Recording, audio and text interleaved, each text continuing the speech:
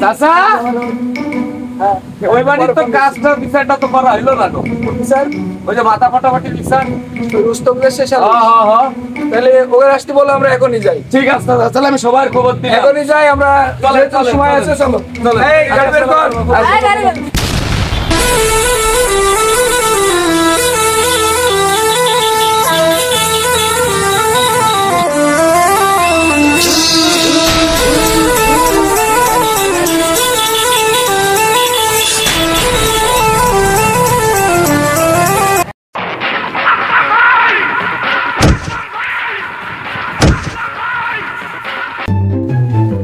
আচ্ছা এই তোদের কি হয়েছে?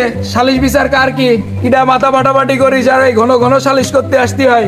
কি হয়েছে জিসান, কি হয়েছে? হ্যাঁ, কার কি হয়েছে? সাহেব সবকিছু তো জানিয়ে শুনে আইয়াছেন, কথা তো সবই শুনেছেন, কথা আমারও কিছু আছে। এই যে নাক মুখ ফাটাই দিয়েছে দেখাই যাচ্ছে, কপালে কোনো ব্যান্ডেজ আছে। সালিশটা ভালোভাবে করে দিয়ে যান, এতটুকুই কর আছে। আসামি এনেও আছে। মাতুব্বর সাহেব কি নিয়ে মাথা ফাটালাম সেইটা তো জানলেন না, সেই জিনিসটা জানিয়ে শুনে বিচার করেন, বুঝেছেন? হ্যাঁ, কি হয়েছে কাহিনী খুলে কদিন? খুলে কব যে আসামি তো আপনার পিছনে আছে। আমার পিছনে মানে কাহিনী কি হয়েছে? তুই কিছু জানিস? আমি তো যা হালকা পাতলা শুনলাম আপনার পরে শুভ বলে ডলার দিয়ে দিয়েছে। সালিশটা এখন ঘুরিয়ে গেল রে। কিছু তো একটা করা লাগবে। তুই এই কথা আমার আগের তো কবি না, ওদেরই তো সব নিজেকে আমাকে নিজেকে লোকজন করেছে, তাহলে সেইভাবে সালিশটা পাতায় আসতে হবে। তোরা এইসব আগের তো জানাস না, এখন এসে কি মাতব্বার তো উল্টো পাল্টা সালিশ করে না।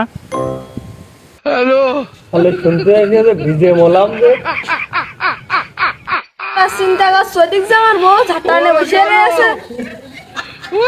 তোরা এইসব ঝাঁটা বউ সালিশ মালিশ বাদ দে, দিয়ে মূল সালিশি আয়। তো ঝাঁটা বাড়ন পরে দেখছি। আমার একটা কথা আছে, মূল সালিশি দেওয়ার আগে বিস্তারিত জানিয়ে নিয়ে সালিশ করো। তোমরা তো কিছু জানতেই চাচ্ছ না, কারণটা কি? তোমাদের বড় চেয়ারে বসানো হয়েছে বলে বড় পাহন নাকি? ভালো করে জানিয়ে নিয়ে সালিশ করো। বিস্তারিত তো কপালেই বান্ধারি আছে, কপালেই তো বিস্তারিত জানা হয়ে যায়। আমার সালিশি কি বিস্তারিত জানা লাগবে? মাতব্বার বিচারটা করে দেন তাড়াতাড়ি। অন্যায় করলে তোমরা থামো, এত চিল্লা পাল্লা করে না, বিচার করতেই তো মাতুব্বর হয়েছে। বসো, যেটা ভালো সেটা করে দেওয়া হবে। মাতুব্বর সাহেব বিচারটা করুন।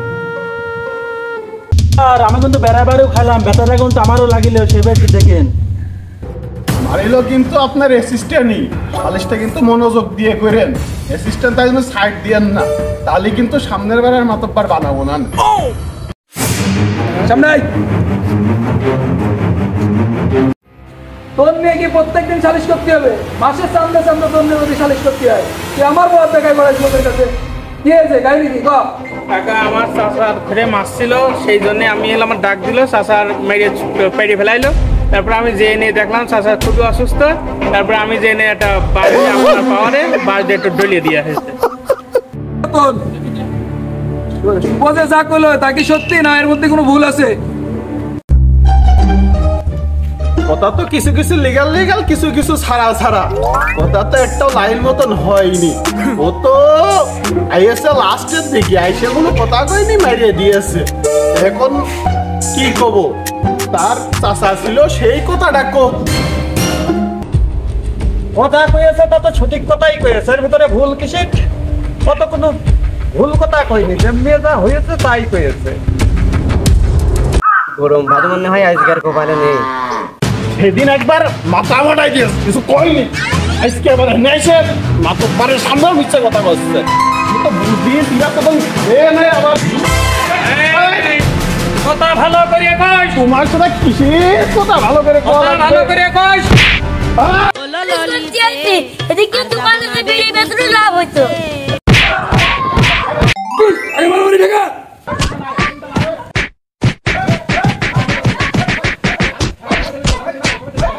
পাড়া শালারা মাথা ফাটাফাটি করতে, মাতুব্বারে ডেকে নিয়ে আসলাম বিচার করতে, তোমরা মাথা ফাটাফাটি করতেছে।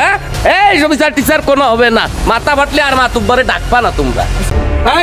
সবাই থাম। এই দিশান ভাই এই শালারা ঠান্ডা ঠান্ডা ঠান্ডা। আইসি তো সালিশ করতে, তোরা যদি মারামারি করিস আবার কি মারামারি করবি নাকি? আইসি তো সালিশ করতে, দাঁড়া আমি ভিডিও দিচ্ছি। এই দিশান, ওই সালিশ বুঝা গেছে এরা কোনো ভদ্রলোক না। সালিশ শেষ বিচার হচ্ছে ও যে ওর মাথা বেড়ে গেছে, তুই ওর হাসপাতালের টোটাল খরচ দিয়ে দিস। ঠিক আছে, সব খরচা দিয়ে দিস আর কিছু ফলমূল কেনা টাকা দিয়ে দিস। আর হচ্ছে তুই যেন এর পরবর্তীতে আর কোনো ভুল করিস না, ঠিক আছে? ঠিক আছে, আচ্ছা ঠিক আছে। এই তোরা সব থাক, পরবর্তীতে আর কোনো গ্যাঞ্জাম করিস না। মায়ের খেলেও ও টাকা দিলেও শিপন মাতব্বার, মাঝখানে আমি খালি ঘুষে ঘুষে